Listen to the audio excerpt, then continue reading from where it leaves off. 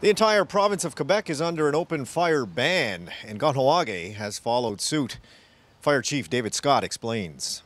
Up north at Doncaster, Tioweró, with the dry weather conditions and the changing weather patterns, if I know in the Laurentians there's a total fire ban right now, and we've had a sign installed up there, I think last year, announcing the conditions, and we're asking people to respect it, because if a fire gets out of hand there from your little campfire, the consequences could be disastrous for the wildlife, for the greenery, and particularly for the cabins and the infrastructure that's in the area.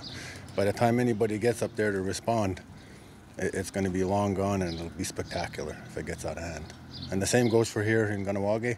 We're asking people to not have any kind of open pit fires or anything like that. It's just too dry, especially with the heat wave that's coming in the next few days. Up in Tioweró, I don't know what St. Lucie, their fire department, how functional it is. I don't know what they have anymore up there in the way of fire prevention.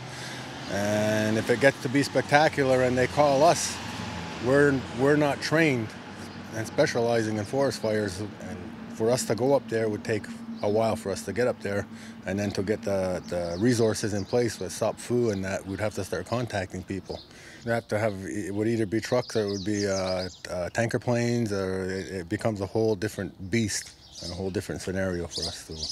And the same goes here in the back. If we've had some big fires where the technicians have contacted us from the firefighting with the planes and asked us if they needed our assistance. We're not at this time, and we'll let you know if we do, but that's what it's come to over the years. They've been spectacular. Even in residential areas, there's been some pretty big fires. Here I know what we have, and that takes at least a half an hour. Once it's activated up there, I couldn't even tell you what would happen.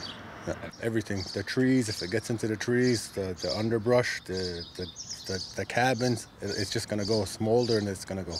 Yeah, especially if it hits into the trees.